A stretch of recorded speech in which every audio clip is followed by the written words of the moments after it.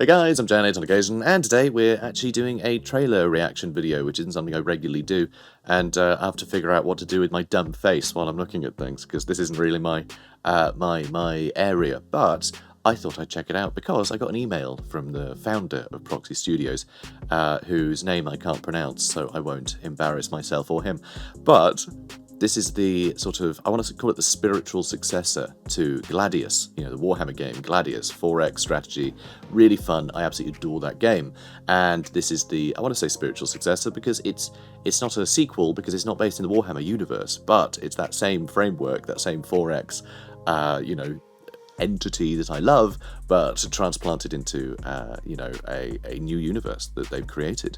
It's an original universe. And this trailer that I've been sent to take a look at actually explains that universe to some extent. But it does it in that way that I absolutely adore, that is all the rage right now, thanks to, you know, like Elden Ring being popular, I guess, where it's just sort of show, don't tell. And so there's so many questions from this trailer that I can't help but ask. So it's a lot of fun. So I'd like to get into that, so I will. We were not ready for their divine judgment. We were tested, and almost everyone just failed. So first off, you know, it's very biblical, and I like that vibe. I think that's always a good start for an apocalypse. I think to really fully pull the rug out from under people, you have to completely dismantle their civilization and belief systems. So, you know, it seems jolly, doesn't it? Their dark mysticism shattered an era of enlightenment and ushered in the dusk of the 21st century. So the 21st century and all of its comforts are gone, and in its place was some judgmental, interdimensional Cthulhu beast, which, you know, pretty horrifying. But I love the idea of, you know, it was a time of enlightenment. But how enlightened can you be if you're not really expecting this sort of thing to go, you know, to happen, these things to appear?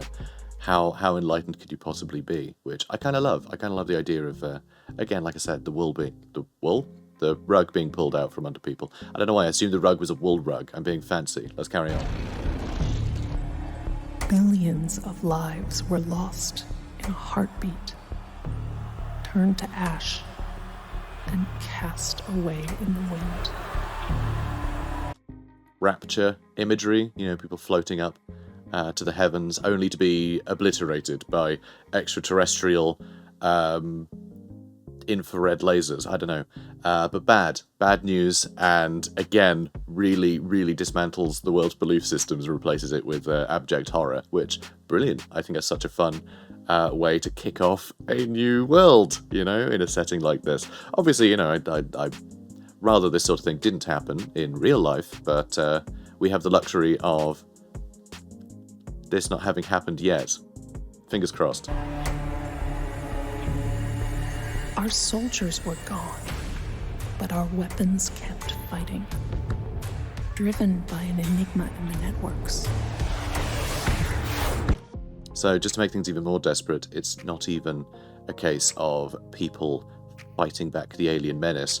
It's all of people's tools deciding to go rogue and bugger off without them. So how desperate do you have to be where you're basically, I mean, think of the horror evoked by games like This War of Mine, where you're just a helpless, you know, entity in a world ravaged by war, you know, take the agency away from people, and well, it's just not good, is it? It's horrific. So the idea that all of our machines that we came to rely on have decided to do a Terminator and fight off the alien menace without us is a bit well, it's very unsettling, isn't it? Also, one thing I find very funny here, which I might be way off here, but that jumbo jet that's sort of behind my head a little bit. There we go. There. Is that supposed to be Air Force One? Because if I drew this, you know, if I painted this scene, I would probably put Air Force One in there because I think that's just such a great way to say, oh, civilization's over. Even the president's plane, most powerful man on the planet, his plane has gone rogue. He's going to go fight a giant upside-down pyramid. Or maybe it's a triangle. I mean, I'm assuming this is a three-dimensional shape, but who knows? That's actually another point to raise. the idea of all these sort of conspiracy theories, the idea of, you know, the pyramids being placed there by aliens or whatever else. Again, wrong. No, this is upside down. This is an upside down pyramid. So all of these like biblical things, cast that aside. That's all. You were off on that one. You know, the whole conspiracy side as well. They were also wrong. No one was correct here. And I think that's really fun as well. Just to be like, no. This is wholly like unprecedented, unexplained, unimaginable, which you kind of need with cosmic horror. The truth is what is scary. It's that's what's going to make you go insane. The closer you are to the truth, the more insane you get, and the more insane you are, perhaps the closer you come to knowing the full truth. You know, that Lovecraftian vibe is strong here. It's very cool. So, you know, I love these just little twists on expectation. It's subtle, but I feel it's like it's intentional. Their surviving forces waged a desperate crusade against the machines. We became bystanders to a relentless war.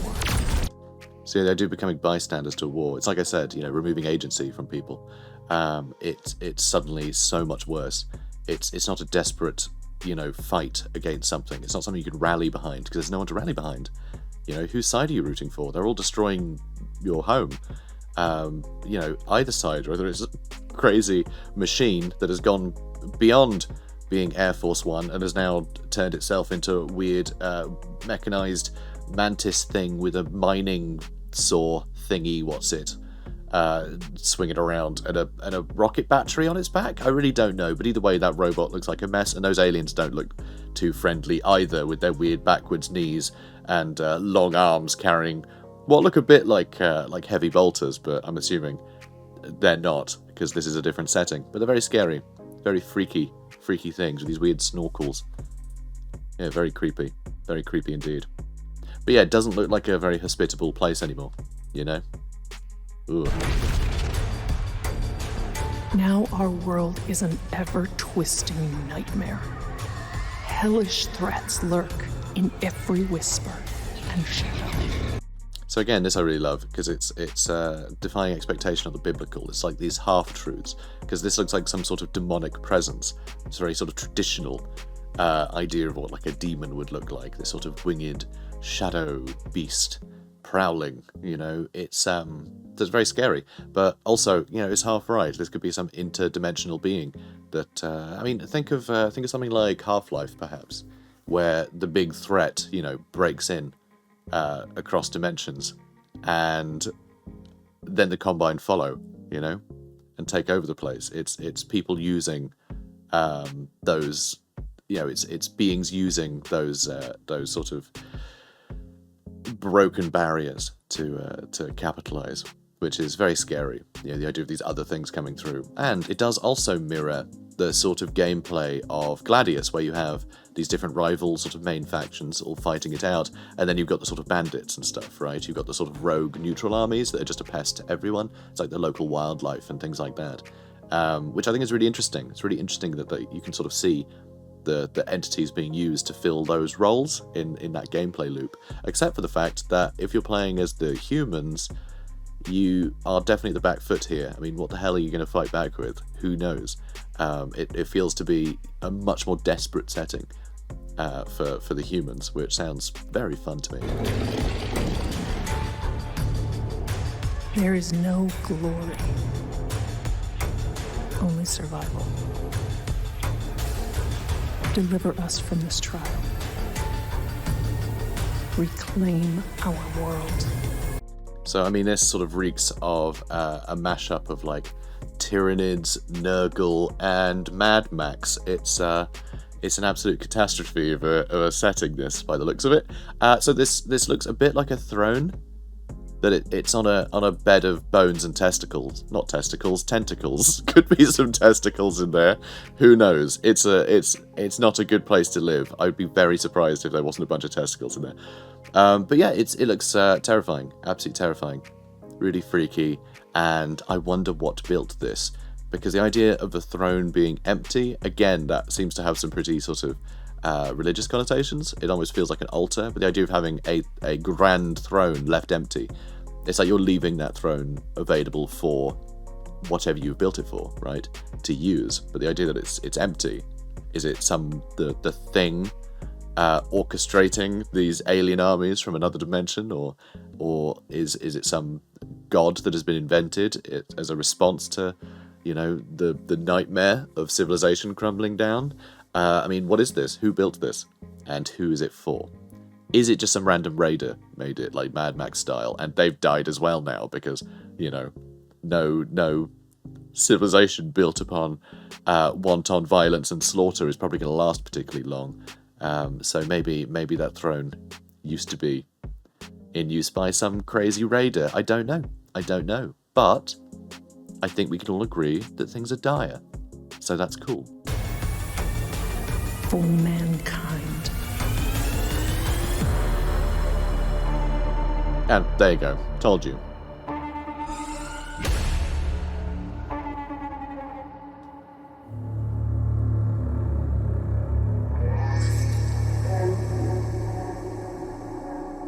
It's very cool.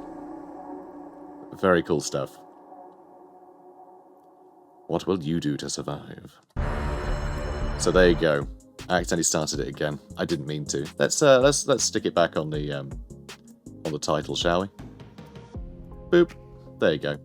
I think it's really cool looking. I think it looks great. Look at the Steam page as well. I mean, it describes itself as a survival horror 4X. So really positioning the people under such horrible disadvantage at the start, I think sounds great. The idea of having to build yourself up in this sort of hostile setting.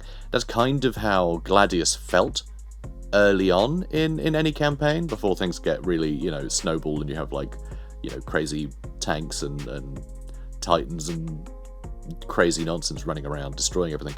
But it felt very much like a survival situation with how hostile the map was when you're first spawning into it, So the idea of taking that and just rolling with it, just trying to make the entire game feel like this sort of desperate fight for survival, rather than I guess just an outright game of conquest. You're not getting the tools to conquer, you're getting the tools to not be slaughtered wholesale, which I think is interesting. It's an interesting take, and I have faith that it's going to be really cool to see. Even if it is just like the survival stuff is sort of overblown and it just turns out to be another Gladius, but with a rich new world to explore, then that still got me excited, and that's what had me excited originally. And now I've seen this trailer, seeing how desperate things are. It seems like a really compelling setting. So that's really it. That's really it from me. But I thought I'd showcase this. Obviously, this isn't an advert or anything. I'm not saying go and buy it or anything. But hopefully we can all enjoy the fact that I'm excited, and maybe you are too. And I'm looking forward to playing this when I finally get the chance at some point. It's set to be released late 2022. So, at some point this year, I'm sure I'll be able to show it off to you guys. But I'm excited. That is great. I have a thing for illustration. Like when I see illustration in games like that, to me it feels like a care for the world building. It's not just copying assets from Unity, the Unity store into a game and shipping it. Like there's care and attention that's been put into the world building, clearly, and that's better than any half-assed cinematic trailer, I think, where it's just like, oh, explosions, a robot did a fighting. No, this tells me more about the world than some short action piece. So I love these things. Absolutely love them. Hopefully we'll see more. But anyway, guys, if you enjoyed this, comment, like, subscribe, and I'll see you in the next one. Take care, guys.